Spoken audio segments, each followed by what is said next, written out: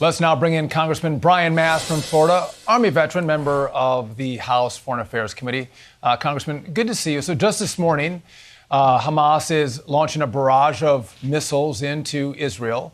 We just had the UN order Israel to stop its military action in Rafah. But on top of that, the International Criminal Court just asked for warrants on Israeli leadership as well as Hamas. Now, just to be clear, they didn't authorize warrants after October 7th. Both of them were just authorized together this last week. Your response?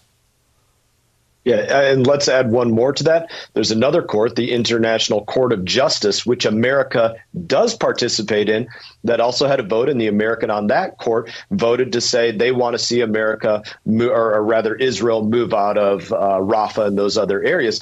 All of this combined, you have to look at this and you say, what gives credibility to Hamas? What gives morale boost to Hamas fighters? What takes it away from Israeli fighters? And that's what you have going on here. After action by the Biden administration and others that the Biden administration supports that are boosting our non-ally, our enemy, that literally holds American hostages as we speak, participated in killing Americans to bring down the morale of Israel. And the result you see are rockets raining down on Israel yet again. And that also tells you that the fight isn't over yet. Well, it begets aggression, right? And so as we watch what happens in this war, we also look at what happens here at home. You're on the Foreign Affairs Committee. You sent a request to the State Department for correspondence, for communication with our government officials and organizations that have been funding the protests on college campuses. What are you looking for? Do you have some insight that the federal government is partnering with your organizations that are funding these anti-Israel protests?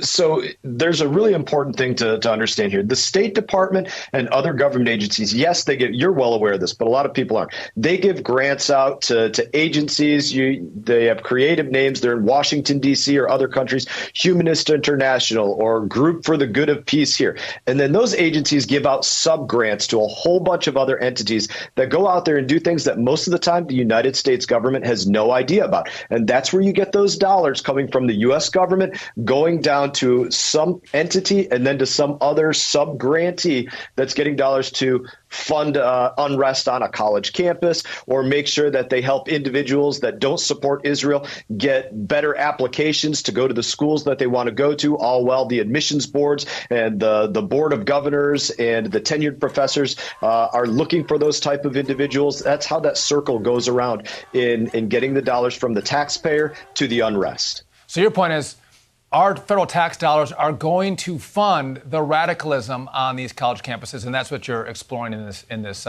request.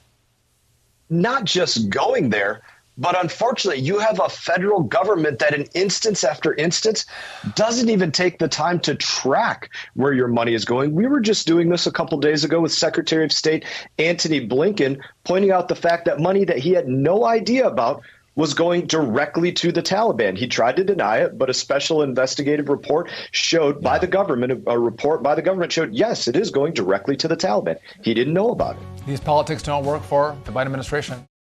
Hey everyone, thank you for watching this video. If you enjoyed the video, please click like and subscribe. I will be back on YouTube with more exclusive content, so stay tuned.